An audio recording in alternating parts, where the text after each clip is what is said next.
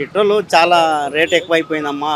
మాకైతే చాలా ఇబ్బంది అవుతుంది. బండ్లకు కానీ, ఆటోలకు కానీ, బైకులకు కానీ ప్రతిదానికి ఇబ్బంది అయితే అవుతుంది. అంత రేటు పెంచడం అయితే కరెక్ట్ కాదు. అది రేటు పెంచి చాలా పబ్లిక్ ఇబ్బందులు పడుతున్నాం.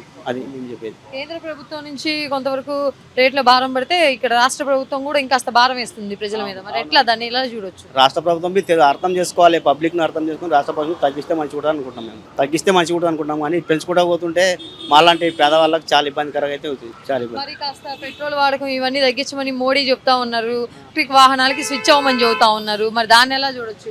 ఎలక్ట్రిక్ వాహనాలు అంటే అంత అవగాహన లేదు. వాటిది ఇప్పుడు అక్కడక్కడ తీసుకొచ్చిన చాలా మంది అవి మంచిగా నడుస్తలేవు. కరెంట్తో ఇబ్బంది అవుతుంది వాటికి. అటు కరెంటు ఎక్కడ దొరుకుతుందో సరిగా మాకు అంత ఉండదు కదమ్మా. అవి ఎప్పుడు పేలిపోతాయో ఎప్పుడు అవుతుందో తెలియదు. వాటి గ్యారంటీ లేదు. ఎలక్ట్రిక్ పెంచడం అది అంత మంచిది కాదు. ఏ పథకాలు లేవు. పథకాల గురించి అయితే ఏ పథకాలు లేవు. అది ఎవరొకళ్ళు అక్కడక్కడ ఇస్తారు. ఎవరొక్కరికి ఇస్తున్నారు అంతవరకు. కానీ ఎవరికి ఇస్తలేరు. ఎవరికొకరికి ఇచ్చి ఇట్లా మీడియా ముంగట మాట్లాడించి మాకు ఇచ్చిరని చెప్పిస్తారు. కానీ పబ్లిక్ ఏ పథకాలు వస్తలేవు.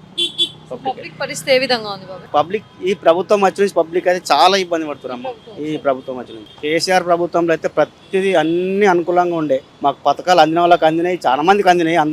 అందరినీ పథకమని లేదు, ప్రతి మనిషికి అందింది.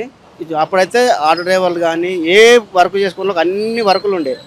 ఇప్పుడు పని చేసే వాళ్ళకి పని లేవు. డ్రైవర్లకు ఉందాక రోడ్డు మీద ఉన్న మా డ్రైవర్లకు అయితే ఏమీ లేదు. చాలా చాలా అవస్థలు పడుతున్నాం. పెంచడం అయితే కరెక్ట్. ఇప్పుడు రేటు పెంచకూడదు. ఆ పథకాలు అయితే మా దాకైతే వస్తలేవు.